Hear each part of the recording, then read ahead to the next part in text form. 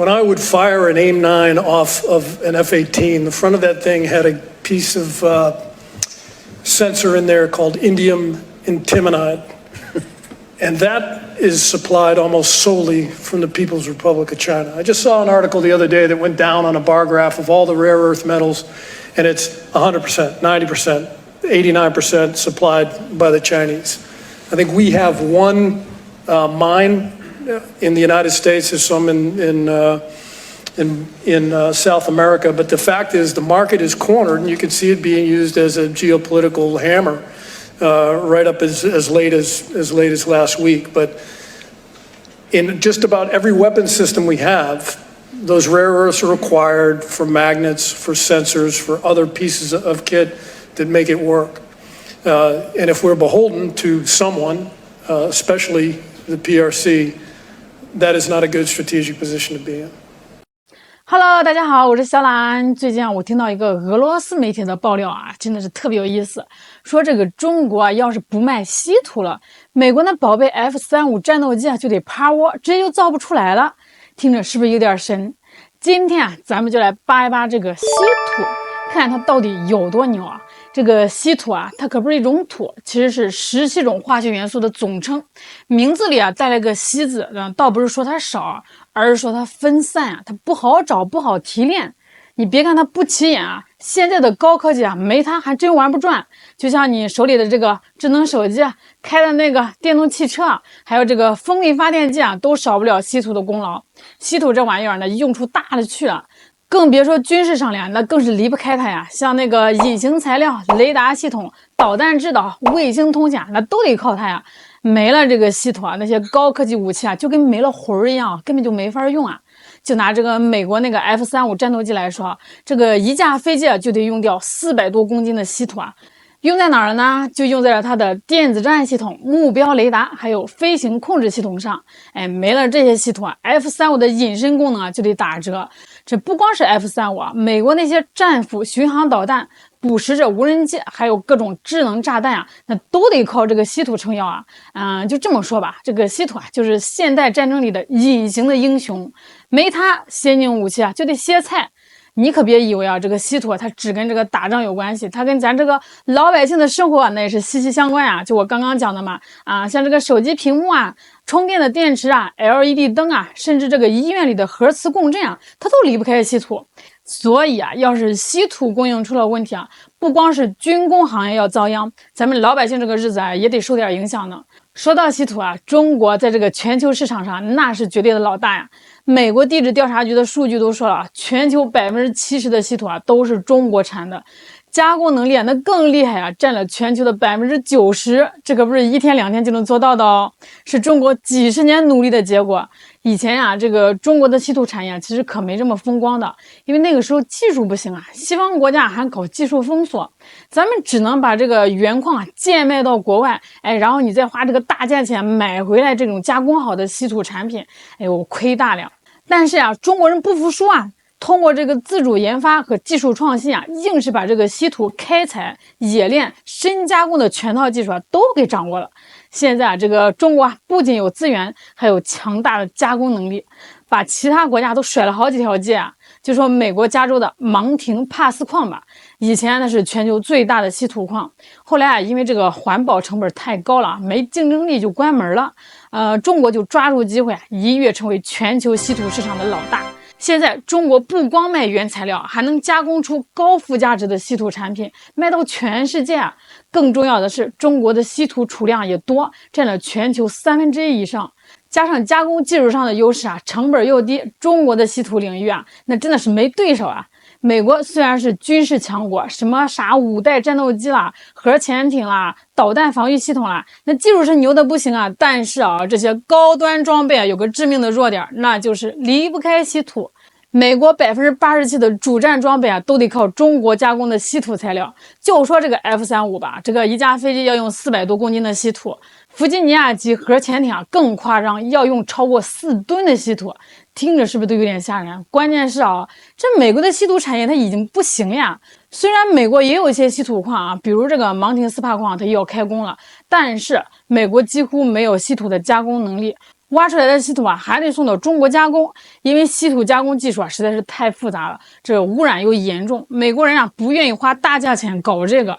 而且啊，美国军工行业对稀土的需求啊是刚性的，这少了这个稀土啊，什么 F35的生产线就得停摆啊。听说2025年中国要开始管制中重稀土的出口了，美国 F35的生产线已经开始受影响了，这可把美国给急坏了呀。可以说，美国的军工产业啊，很大程度上都得看中国的脸色，这让美国啊就觉得很不爽啊，想要摆脱这种依赖，可是没这么容易。这几年啊，这个中美的关系啊也不太好，这个贸易摩擦还不断升级，稀土啊就成了中国手里的一张王牌。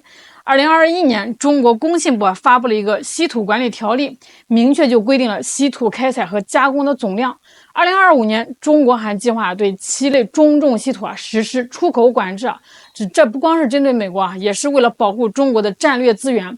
通过限制稀土的出口，中国可以更好的保护这种宝贵资源，避免被廉价的卖到国外。这也是对美国的反制，回应美国在技术上封锁和制裁上的举动。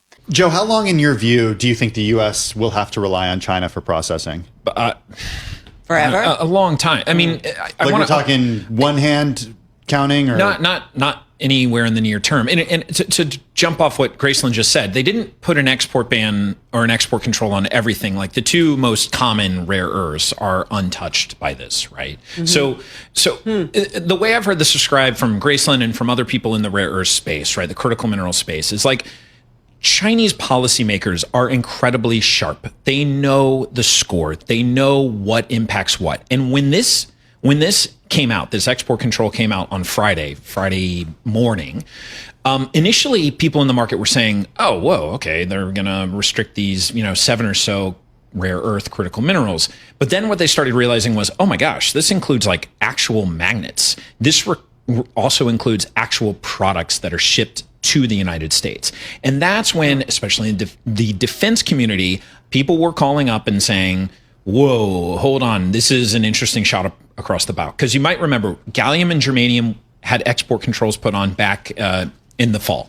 And that was like a follow-up to prior year where China had said they were looking at it. Right. I mean, we had reporting a year ago that said when the gallium germanium shot came from China, that was the panic button that went off across the DOE, the DOD, and all the other departments. So we had one very high senior White House official who told us that was the moment when everybody finally got it and understood how serious this was.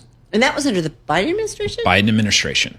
So this isn't new, right? Like China, Yeah, it isn't. My point of they know the score, which is they'll roll out something here, they'll roll out something there, and it's a warning sign, right? It's like, hey, we're doing this, and we're making the people that matter most realize it first.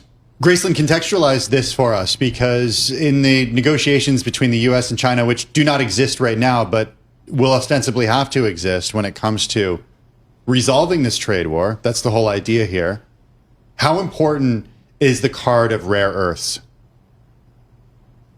Rare earths will be important. Minerals will be important. If we take a step back and, what Joe has said is how this has escalated even from the previous administration of germanium, gallium, antimony was banned in the fall. We saw tungsten came at the start of this year, is that we are actually vulnerable. We kind of sometimes throw all minerals into rare earths or rare earths into minerals. But when I go beyond rare earths, we're getting increasing restrictions coming out. And all of these commodities that we're being hit by are ones that we often don't have alternate supply of, but we may have limited stockpiles of, and that we need for our fundamental security. So expect to see minerals, I think, feature very strongly in the conversation, including rare earths, because of the fact that we are dependent on China for close to 24 critical minerals. 最近啊，咱们中国海关出了个新规定，禁止出口一些稀土加工技术。这事一出啊，美国那边啊，特别是他们的6代机 F-47项目，那叫一个抓瞎呀！以前特朗普搞关税啊，咱们现在就能在稀土上精准反击。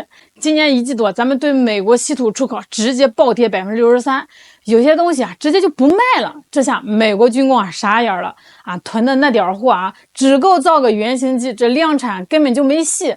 更狠的是啊，咱们不光不卖稀土，连加工技术也封锁了。就算这个美国找到其他的矿，没技术也白搭呀。美国稀土协会的主席都哀嚎了呀，说他们就像拿着金矿的乞丐啊，没有中国的技术啊，那些矿石啊就是昂贵的石头而已啊。这个兰德公司啊还推演了一下，说咱们要是继续收紧这个稀土出口啊，美国2000多个武器系统啊，1年半之内都要断供零件儿。当然啊，这个稀土管制啊不光会影响美国，全球供应链也会跟着震荡。然后像这个智能手机啦、什么电动汽车啊这些民用产业啊，那也得重新调整。这个日本啦、欧洲啦这些国家，它也面临着稀土供应的压力，因为他们的高科技产业同样也是离不开中国的稀土。中国的管制啊，也不是瞎搞，而是有计划的。那是既要保护自己的资源，又要确保市场的稳定。稀土出口啊，对中国经济很重要，所以中国必须在这个资源开发和环保之间找到一个平衡点。那美国肯定不会坐以待毙啊，开始加大力度开发国内的稀土资源。